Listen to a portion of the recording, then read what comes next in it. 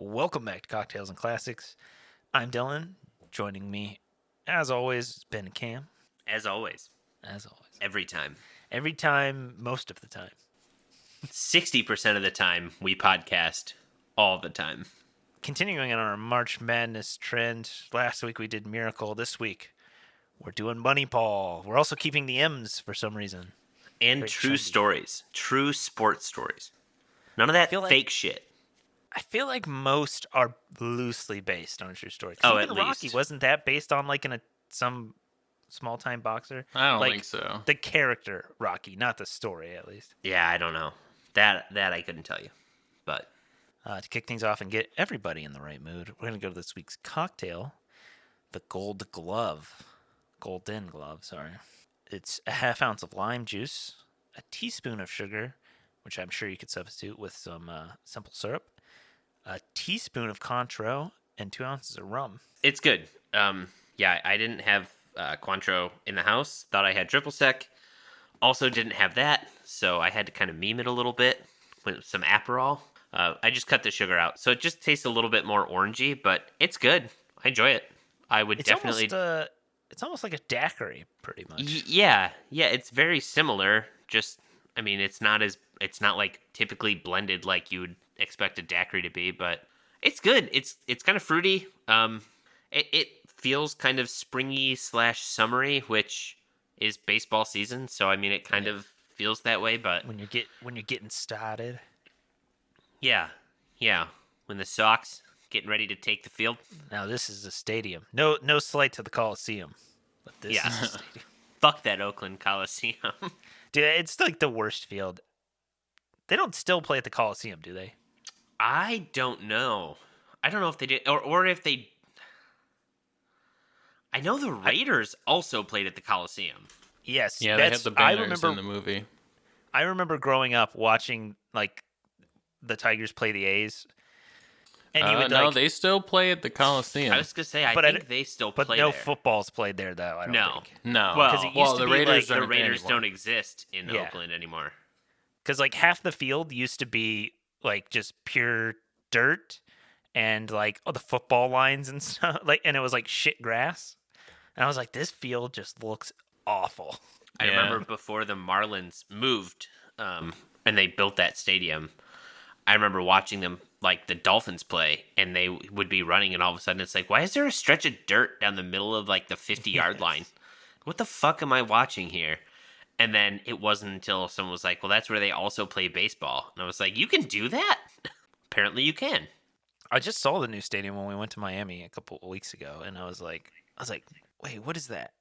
I was like, oh, it's the baseball field, because it had these tracks. Like if you go to Disney, you know how there's like the like elevated like concrete platforms, and it's for the roof to retract. Yeah, and I was like, design wise, it looks super ugly, but I'm sure it's really nice when it's like a summer night and the roof's open. People hate it.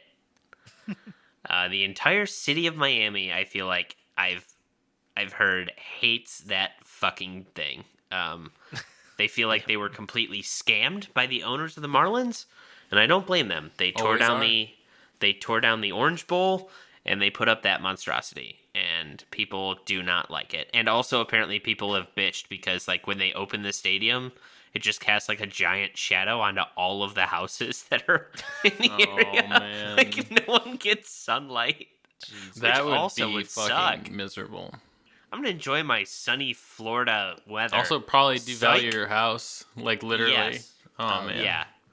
No, that's. Oh, I've played City Skylines. Whenever you put the stadiums up, it really devalues the properties nearby. Yeah.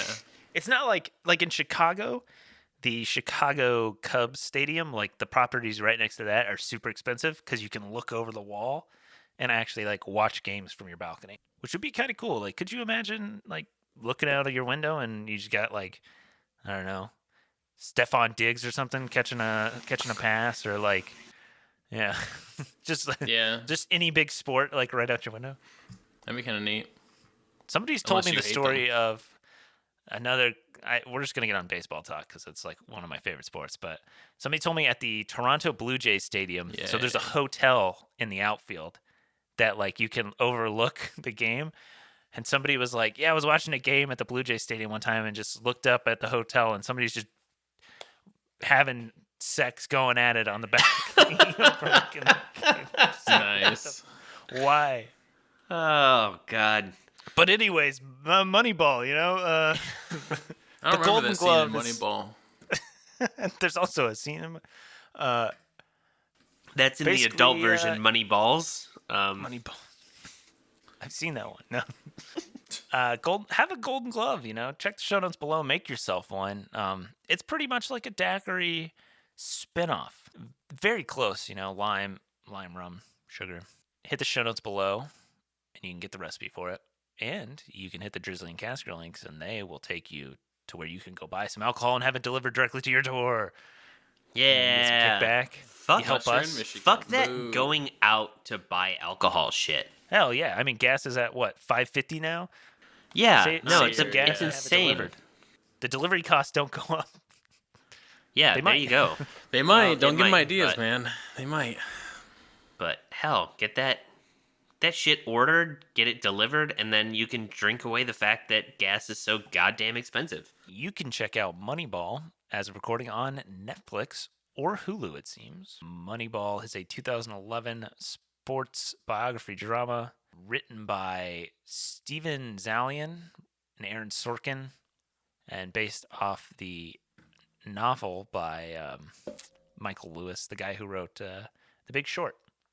Directed by Bennett Miller, stars Brad Pitt, Robin Wright, Jonah Hill, Philip Seymour Hoffman, love him. Chris Pratt's in there, which I was not expecting Chris Pratt to Yeah. come in. Yeah, I didn't know he was in this. The first time I saw it, I was like, oh, huh. This must be like pre-super famous Chris Pratt. And yeah, it is. Oh yeah, it's super young Chris Pratt. Was this before Parks and Recs or in the middle of it? I feel like it would have. Did Parks and Rec start? Yeah, it started in 2009, In so 2000 it was okay. in the middle of it. Yeah, which is weird because he looks in really good shape here, and in Parks and Rec he's really slobbish. So it's pretty impressive the fact that he, and I think he did the same thing for another movie that he got in good shape for, and then had to put on a bunch the most insanely reversed before and after pictures you'd expect to see in all of Hollywood.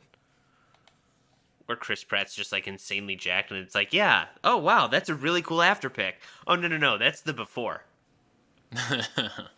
He's doing Christian Bale, Yeah. because in The Machinist he's maybe 120. Oh my god, very he looks skinny. absolutely And then, disgusting. What was it Batman. Who did he play? Did he play the fucking British leader? I can't think of his name. Churchill? Did he play Churchill or something? No. I think that was Gary Oldman. Gary Oldman played Churchill in a movie, I think. He played Dick Cheney, but I think that was all prosthetics. Yeah, there's that. Yeah, he was He got in. chunky for a role. Was it American Hustle or something? I was gonna American say Hustle it he might have put been on weight American for. Hustle because he was a little bigger in that one. Yeah, he did put on weight for American Hustle. He got thick. Oh yeah, here we go. Says the fighter he also got super skinny for. He lost 13 pounds. Jesus. Yeah. Or 30. Well, I sorry, mean, he was 30 pounds. he was Ooh, playing 13 pounds. he was playing some sort of drug addict, so I know he looked again rail thin. He's got to have either just the most insane medical staff with him, or his doctors have to just be dude, you're gonna be done acting at 55 because your body just can't take it. And then he gained 43 pounds for American Hustle. Dang.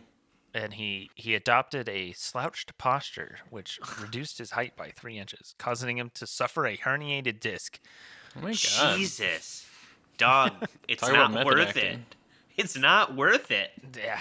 Let's see Paul Allen's herniated disc. Moneyball is the story of the Oakland A's general manager, Billy Beane's successful attempt to assemble a baseball team on a lean budget by employing computer-generated analysis to acquire new players. It currently sits at a 7.6 out of 10 on IMDb. Was nominated for 6 Oscars. Best Motion Picture of the Year, Best performance by an actor in a leading role for Brad Pitt. Best performance in a supporting role for Jonah Hill. Achievement in film editing. Achievement in sound mixing. And best writing adapted screenplay. Did not win any of them, though. I was gonna say I don't think it won anything though. A lot of noms, no dubs. I've been wanting to watch this movie, but I don't know why I ever didn't see it. I don't know. I also get this movie confused a little bit with that Clint Eastwood one, The Trouble with the Curve or whatever the hell it is. Oh, The fuck? nope. Yeah, you lost I me. don't know what the fuck that is. Yeah, nope. Because they literally came out back to back. So I had seen this movie. I was telling Dylan before we started recording. I watched this movie for the first time like maybe a couple months ago. It was one of those things where like this. It was the same thing. Where it was like, man, I like sports. I like sports movies. I should watch this movie. And then I just never did. And then I was like, I wonder why I never saw this. And then I watched it and I was like, huh. Yeah, it's weird that I never went out of my way to see this before until, 10 years after it was released. But Cam, you haven't seen this, right? That's right, yeah. yeah. Yeah, I don't really have a nostalgia rating for it, but I have seen it. I mean, does anyone at this point? It's not that old. Like, I guess it's a little old. I mean, I could have seen this movie in high school. That's true. It's kind of interesting to see something you kind of know about.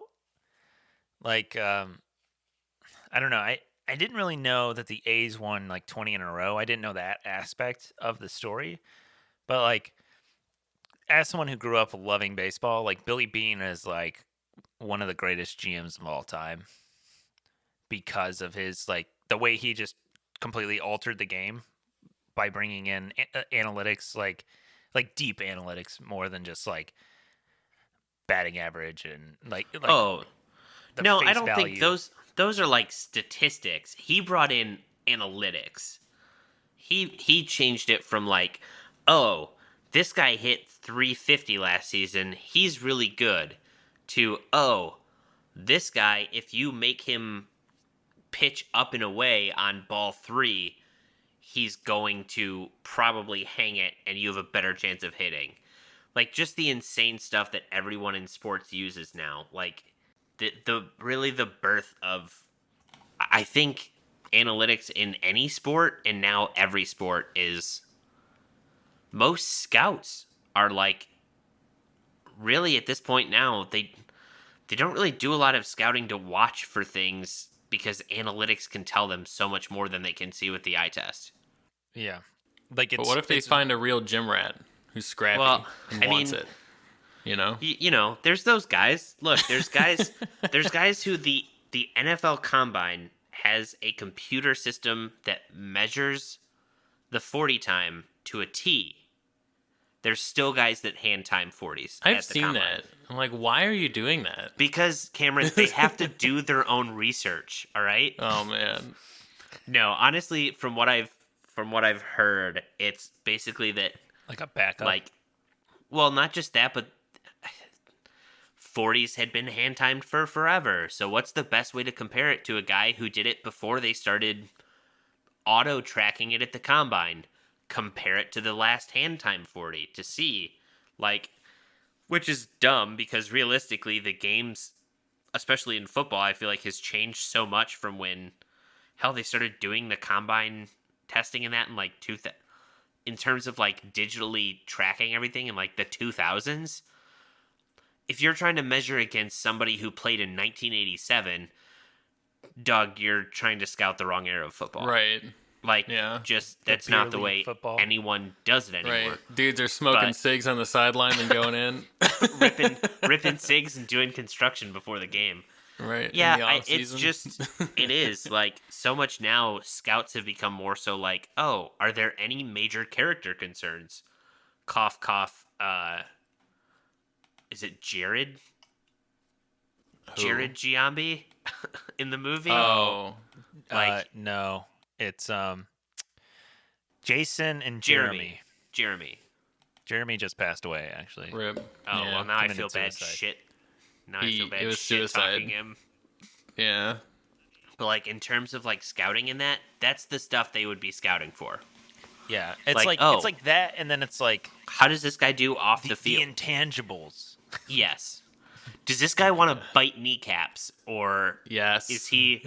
That's the big debate now in the NFL before the draft. Does this dude want to bite kneecaps, or Kayvon Thibodeau out of Oregon is like, oh, he's too focused on NFTs, and he has a 50-year plan for how his life is going to go. He doesn't love football enough. It's like, because the dude has his life planned out because he wants to be smart with his money. Right. Like, because he wants to become successful? Weird. Because he doesn't want to burn it all after being done. Yeah. That's so much how scouting is now. Where, like, scouting's more so being a psychiatrist or a psychologist diving into things and trying to figure out, like, are there any flags we need to worry about? Does this guy have a high enough motor? No one follows the stuff about on the field anymore because the stats and statistics all lead to analytics that'll tell you. All the gifts and talent in the world, but like it doesn't apply if you can't run the place. I mean, the mental aspect is something that you can't get from statistics. And that's, I mean, that honestly was kind of the issue with some of the picks that Billy made in the movie, you know, like Jeremy and, well, I guess Pena wasn't really like an issue because he didn't pick him, but it was like Jeremy wasn't committed, even though like the numbers were telling a different story. It was like, hey, we just got to get rid of him because he doesn't fit the mold, you know? Yeah, no, I mean, that's really, I feel like what scouting has become since really this era that Billy Beane kind of brought into sports. It is funny to hear the scouts in here talk about, like, oh, he looks like a star player. He's got a good face. His girlfriend isn't attractive. His girlfriend isn't attractive. He's not going to be good because he doesn't have confidence. Wow. Like, bro, what? Makes no sense. What's the shit? There used to be an old, who's the guy on Fox Sports 1? I can't think of his name. Skip Bayless? Yeah. It was like a commercial for his like show once he started on Fox Sports 1, and it was like the quarterback theory, where it was like the best looking kid on the playground's going to become the quarterback because he has all the confidence, and like people will just like listen to him. I'm like, what the fuck? It's like so stupid. Yeah, it's I hate the whole like sports commentary genre of stuff because like they just get paid to say stupid shit all the time. Like no one's going to pay you to say LeBron James is a good basketball player, you know? Like you got to get up there and say some bullshit. It's all about clicks. It's all about clicks. The more controversial you can be, the better you're going to make it in, especially a thing like ESPN. Like, man, half the time I feel like off air they agree on like 3/4 of what's going on, but they have to be like, oh, we have to talk about this thing. Well, I'll take this stance on it, and we'll just argue about it because we have to. We have to have this argument because that's what this heated argument generates clicks. It's like, just fucking talk about the actual game. Like, just talk about the actual fucking sport. Stop this bullshit of like, oh. I miss the like. I mean, Scott Van Pelt's still on ESPN, but he's like the fucking 11:30 show at this point. I know he's always on super late. Who's I can't remember his name. I think it was also like Scott or something. The anchor who ended up dying of cancer. Oh, Stuart Scott. I fucking loved Stuart Scott. So good. The best. So good. I remember watching his speech at, I don't remember when, maybe he won like the Jimmy V award. He won like the Jimmy V, like the cancer. Man, watching that speech had me in tears, and then like seeing that he had passed away. That was one of like the first. I feel like that was one of like the first celebrity deaths where I was like, man, I'm like really kind of shaken by that. Like that's really kind of sad. Yeah. Because most of the time, like growing up, the celebrities you hear have died are like, okay, I know that this person was famous, but I don't know what they're famous for. But I remembered watching Stuart Scott on ESPN all the time, and then I watched his speech about like being a cancer survivor and what that meant to him and what that meant to like his family, and then hearing about his passing, that one shook me. But I agree, they don't. I even liked Jamel Hill and Michael Smith had a show on ESPN, like Numbers Never Lie, And it was never like them being argumentative. It was about them breaking down analytics and statistics about how things would work. I thought that was always a great, it was actually something that taught you about the sports. And it wasn't something where it was like, let me repeat what this person on ESPN said because they're on ESPN. No. Did you see? They don't even believe it. Dan Patrick was on the Ringer podcast not too long ago. And he was telling a story about playing Stuart Scott in a pickup game at ESPN. And he ended up in the hospital because he like body checked him into the ground, and like I believe he like fucked up his like tailbone. Oh my bruised God. his tailbone in a pickup game because Stuart Scott was like playing so tryhard. Oh, classic tryhards. I didn't realize. So I kind of knew, like they said at the beginning of the movie that it was like based on the Michael Lewis book. So like I kind of expected the like biodrama aspect of it, but I did not know that it was written by Aaron Sorkin because damn, Aaron Sorkin is such a good writer. All of like his dialogue is always so on point. Yeah, I mean, that's one thing you definitely notice about this movie is every dialogue, every scene is just very well written. Like, the dialogue is just very well written and well acted, honestly, from everybody involved. Is this the first Sorkin movie we've done or anything? I think it is. I believe so.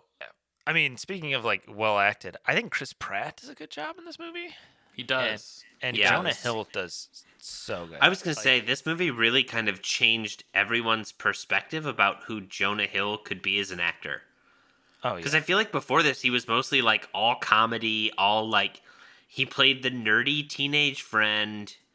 And then this movie came out and it was like, oh shit, Jonah Hill can actually act. Like this is kind of impressive. I feel like I could have done without the like daughter aspect. I mean, I feel like that's just there to kind of like humanize the Billy Beane character. Yeah, I feel like it's there to make Billy seem like less of an asshole, but I don't think it's needed. No. I don't think... I mean, even the, introducing kind of like his ex-wife in that was like...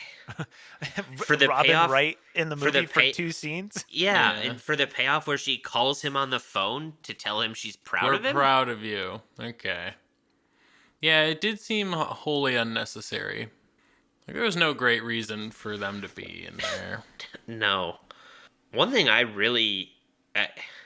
we talked about it last week during the Miracle episode where kind of the splice of footage into the movie, and holy shit does this movie do that so well. Yeah, it does. That scene where Chris Pratt rounds the bases after the home run, and the way that it's spliced, and almost his entire mannerisms, every motion he's making syncs up perfectly with the actual footage. That was so good. That was really fucking impressive. Yeah, when we were watching it, I was like, oh, they're doing the thing I literally was just talking about, how you like match frame, like cut and like fade into the but the fact that footage. it wasn't like just once and then we're going to play out the old footage. It was, no, we're going to like mix between the two to where it's constantly kind of a change between you're watching the footage from 2001 and you're watching the film we just shot in 2000. Probably they filmed it more so probably in 2010. But even then, like, the way that they did that at the end was... that was a chef's kiss. Just absolutely fantastic. I thought the way they filmed the baseball scenes was super weird, though. Because it almost was kind of like a play. Like, the way it was, like, super dark and spotlighty. Because like, if you ever go to an actual baseball game, it's, like, bright as shit. Like, the entire field is lit up. But, like... yeah, they definitely did a little bit of lighting for dramatic effect. Yeah, because I'm like... they, like... No, nothing in the background could be seen, really. It's, like, super shallow. Yeah. I thought it was kind of weird. So, Jonah Hill's character is not... like, his actual name isn't Peter Brand. The person... and they, like, changed little details about him. Like, the actual person is named... It's Paul. Sorry, Paul DePodesta. Oh, yeah. He's like the vice He- president of the Browns right now. Yeah, I was gonna say he got hired by the Oh. Cleveland Browns, basically to bring analytics to the NFL, or more so. I wonder what his Cleveland. opinion on Baker is. He gets on base. He gets on base. He He throws gets- passes. He hands the ball off well. He has completions. It's all about getting 3+ on first down. Analytics say you gotta get 3+ on first down. It's key. I feel like the Browns have not been successful at buying wins, though. Also, the guy played both baseball and football at Harvard before graduating with a degree in economics. And like Jonah Hill's character is like super nerdy looking, and it's like kind of a dweeb. And it's like, no, this dude was like a multi-sport athlete at They Harvard. never really explain his like why he likes baseball. He's just kind of like, yeah, economics, Yale guy, baseball, woo. It's really funny that like scene where he goes to trade with Cleveland, and he's just like, yeah, I want this guy, and then Jonah Hill's in the corner. He's like, no, don't do it. Yeah, And Brad Pitt's just like, who the fuck is this guy? Like, Who are Yeah. you? Who are you? I'm Peter. Okay, what do you do? I'm just a intern. I'm a special assistant. my name is Peter. I don't give a fuck about your name. I'm the special assistant What to the general manager. Who are you? I'm Peter. I don't care who you are. I want to know why he listens to you. yeah, I mean, honestly, I guess credit goes to Billy Beane for like implementing this, but honestly, it's all Peter who like brought the actual like analytics and I mean, that's what was the guy's true, name but- before? the guy that the Sox hired. I Right? guess, yeah, He was the guy who wrote the original papers on like sabermetrics and stuff. I think. Yeah, the guy who like worked as a meat processor or whatever. Yeah. Jim. I don't know Jim something? his name, but if you look up sabermetrics, I bet his name will be there. Is sabermetrics a baseball only thing? Yes, it is. Yeah. Mm-hmm. I'm looking at the Bill Wikipedia James. page, but Yeah, Bill James. is it Bill? Mhm. Okay. I guess his wasn't the first, but his was one of the more like modern takes on it, I think. You know, to be honest, I mean, I know in the movie they're kind of like, oh, the Red Sox did the same thing later with using Billy Beane's analytics, but like that fucking Red Sox team was kind of stacked. Let's not kid ourselves here. I mean, that sure, Red but Sox- they're able to do what the A's could do, except they basically could just figure out who to pay. Who? Yeah. Yeah, they 'Cause, didn't like, have to pay for it was a 3 different players goal. to replace Jason Giambi. They could just pay for Jason Giambi. Right. For them, it was more so, which is wild to me that they don't have a cap, by the way, but or a minimum, Baseball's the Wild West, baby. or a minimum. Which does kind of, I mean, it It doesn't blows. help. It blows. It makes the sport worse. Honestly, I feel like. I mean, but not really though. How? Because like I mean at one point it kind of did because like the Yankees literally won every year, but like now it's kind of there's still some parity to it. I mean, the last couple ones have been what like the Dodgers and the Astros.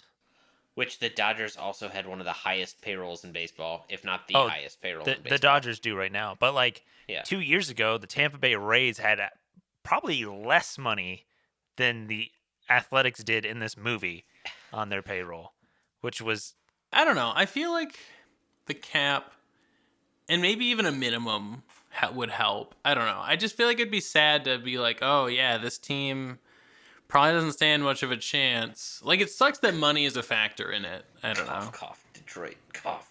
it might also help with like some of these fucking contracts too. 'Cause, Yeah, like the dudes are $600 getting million $300 million contracts. over 10 years, Yeah. which like whatever. I mean, some football players getting paid more than that, but they're not that long or I mean, Mahomes is a 10-year contract. really. Yeah. Oh well, I didn't know he signed. Jesus. I mean, that's one of the longest contracts, at least in modern NFL history. is it I don't even know if it's- allowed? Like, Is I it guess allowed? It's Yeah. but like It's I a was gonna say, 10 like year. It's before that, what's the longest I one? mean, Like 4 or 5 years? I don't know. I feel like there have been players that have had 7-year deals, maybe. I It's don't know. rare. I'm curious. Because But yeah, all right. if you're a GM and you do that, you're fucked if a player gets hurt like 2 years into a 7-year deal. So in 2020, when the Dodgers and Tampa Bay played, the Dodgers had $107.9 million payroll, and the Tampa Bay Rays had a $28 million payroll, Wow. the third lowest in baseball. There have actually been a fair amount of 10-year contracts. Really? So Brett Favre had a 10-year contract in 2001 in March. Drew Bledsoe had a 10-year contract signed in March of 2001. LOL. Donovan McNabb had a 12-year contract What? in 2002. Dante Culpepper signed a he 10 was million. drafted in 2000. 2 years into his contract, he signed a 12-year deal. I guess. I mean, also, McNabb played 12 years for do the you Vikings, know probably. who was at Eagles when he did that? Oh, he was at the Andy Eagles, Reid sorry. was there. Oh, And wow. also gave Andy Reid Mahomes was... a Andy 10-year Reid, contract. Andy Reid also coached Brett Favre. It's funny. Culpepper had a 10-year contract. Vic had a 10-year contract. But, I mean, obviously, this is one of the biggest ones. Mahomes has a 10-year, $500 million contract. Yeah, it's absurd, but... I mean, if he stays healthy in 5 years, that's going to be a steal for them. With the way the QB market goes, like... With the way every the cap year goes, every year the cap jumps, which means quarterbacks just make insane amounts of money. Yeah. And every year we get, highest quarterback contract, blah, blah, Ever, blah. yeah. Like I now- can't believe Matt Stafford's the highest paid quarterback in the NFL. 2 weeks later, Matt Stafford is the sixth highest paid quarterback in the NFL. Right. Yeah, it's so no silly because shit. it's literally just a metric of whoever was just signed recently. It's who signed first. Yeah. Because Like, everyone's taking that contract.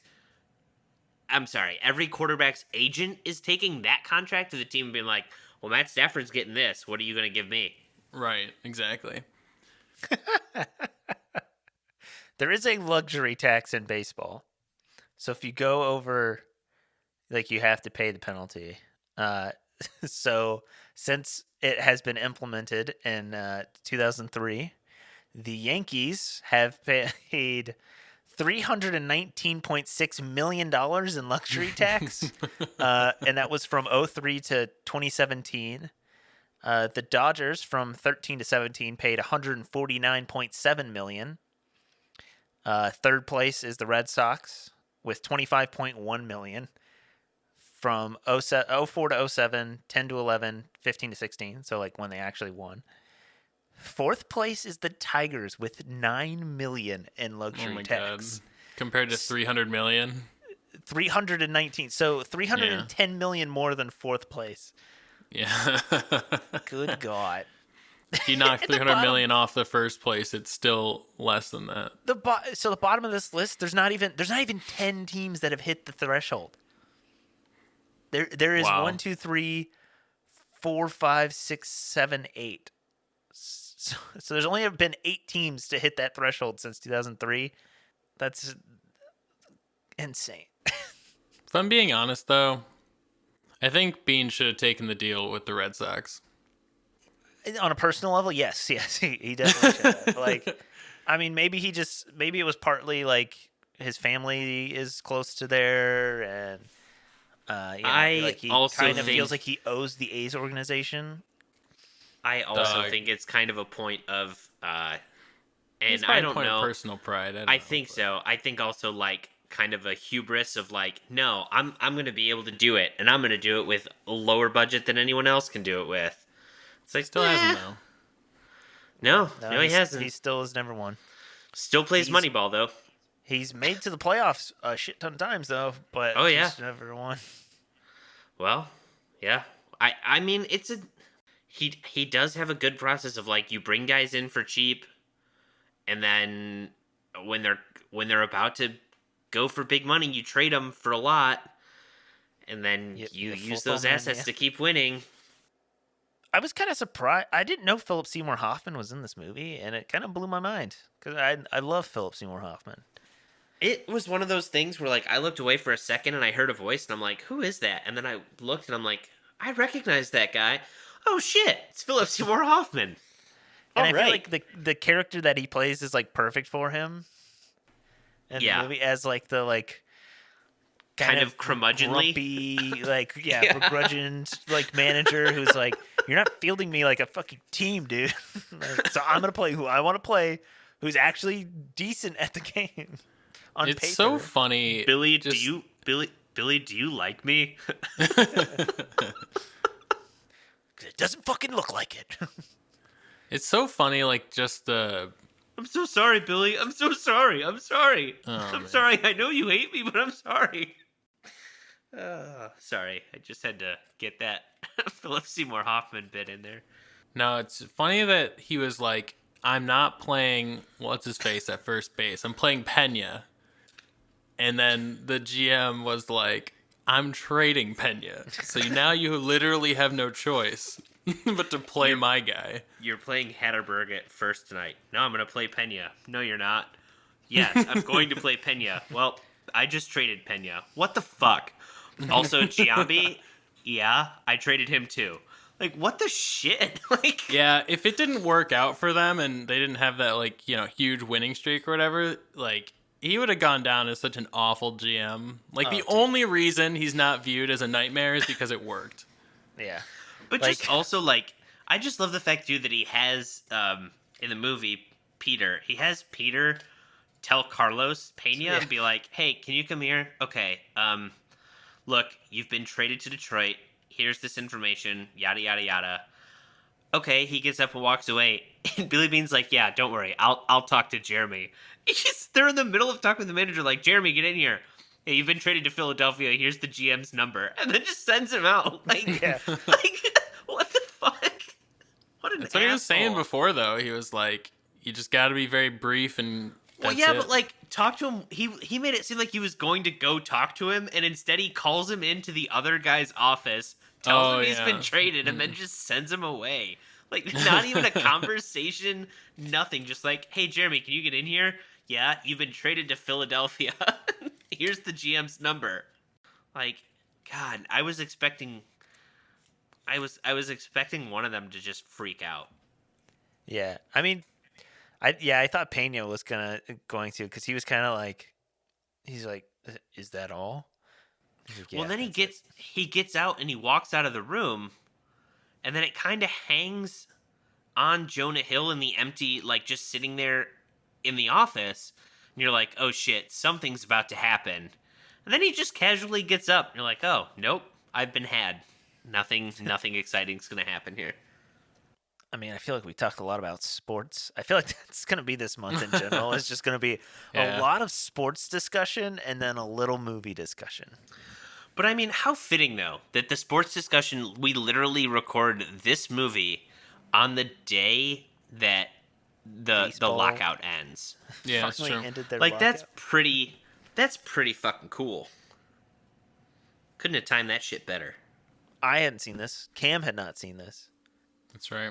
Ben had just watched it not too long ago. So you're going to get two fresh immediate ratings and one where Ben's got to like beef stewed it a little bit.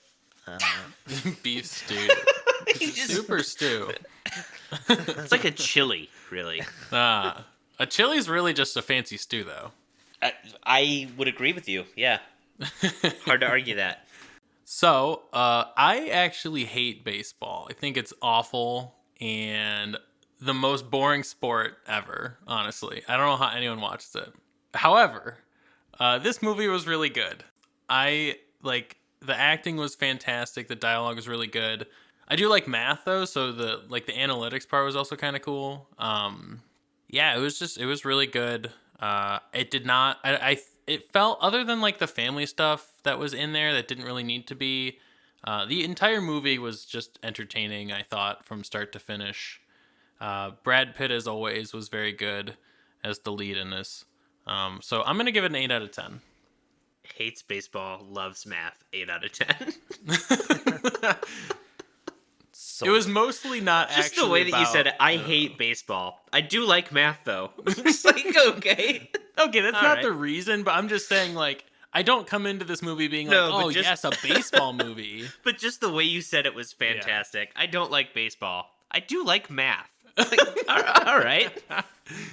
I do like baseball. And I also thought the movie was good. I feel like the movie, like, yes, it's about baseball, but it wasn't as much about, like, the actual sport of, like, playing it as much. It was more about the behind the scenes, the sabermetrics, analytics aspect, and kind of going against the grain and doing something different and pissing off people along the way. Very much so, kind of in the same vein as like The Big Short, based off of like the Michael Lewis and all that. I liked it. I think everybody did a really good job, and like we kind of talked about, like the family aspect. It's nice to kind of like humanize Billy Beane, because I feel like most of the movie is just him being like the manager and the work focused man, but it kind of humanizes, but it could just be removed, and we would not miss any of it from the movie. Shot really well. Love the aspects of how they weaved the historical and the filmed aspects. Yeah, it's solid.